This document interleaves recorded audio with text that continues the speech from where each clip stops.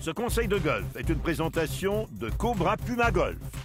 J'ai l'impression que les coups d'approche restent un mystère pour beaucoup d'amateurs. Alors aujourd'hui, on va simplifier le tout, un peu comme une recette de cuisine. Le moins d'ingrédients possible et la préparation la plus courte.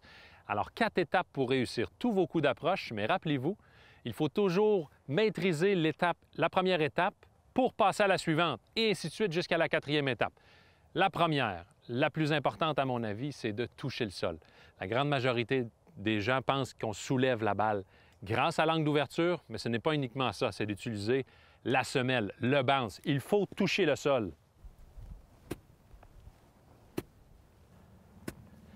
La majorité des gens croient qu'il faut aller chercher la balle parfaitement sans toucher le sol. En fait, vous risquez plus de caloter la balle que de la soulever. Alors, il faut utiliser la semelle, toujours rebondir au sol. Mais à quel endroit? Et c'est là le plus important.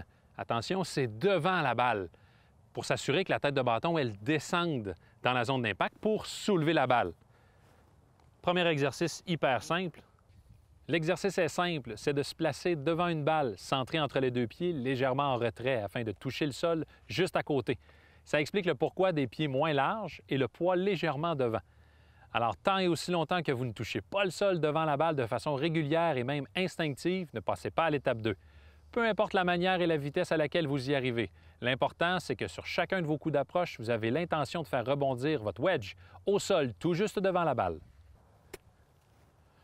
La deuxième étape, c'est de bien savoir comment la tête de bâton circule dans la zone d'impact.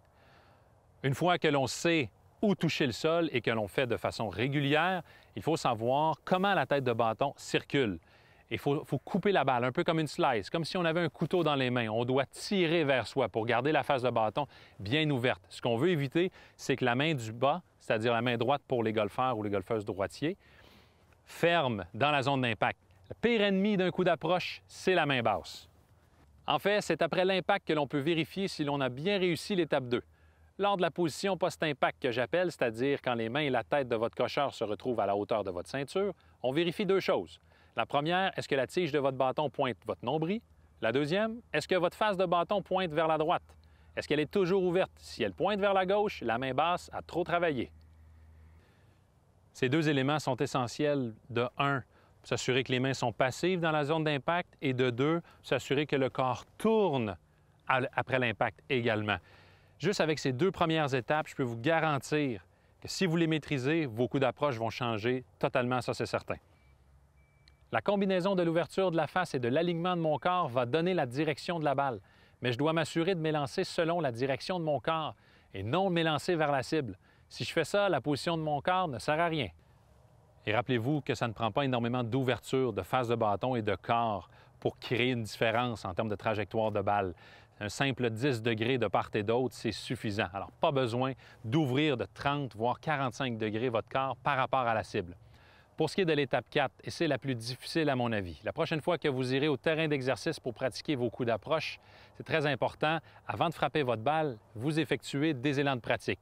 Il faut bien visualiser votre point de chute, mais aussi trouver les bonnes sensations en termes d'amplitude et de force. Et surtout, toujours répéter les étapes 1, 2 et 3.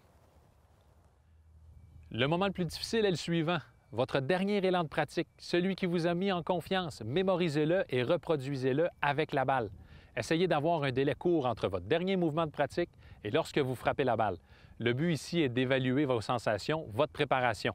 Avez-vous été en mesure de reproduire votre dernier mouvement avec la même vitesse, même amplitude, même énergie? Vous seul connaissez la vérité. Le but ici n'est pas de réussir à faire tomber la balle directement sur le point de chute. Le but, c'est de répéter à la perfection le dernier coup d'approche, le dernier élan d'exercice que l'on a fait, afin de pouvoir évaluer ses propres sensations et de s'ajuster selon le cas. Alors, les 4 étapes simplifiées, je le répète en conclusion, la première, toujours toucher le sol au bon endroit devant la balle. La deuxième ensuite, toujours important de couper la balle, toujours garder la face de bâton ouverte. La troisième étape, servez-vous des angles, l'angle d'ouverture de votre bâton, mais également celui de votre corps.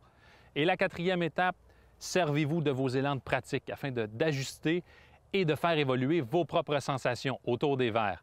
Moi, je vous souhaite bonne pratique et surtout, sortez golfer.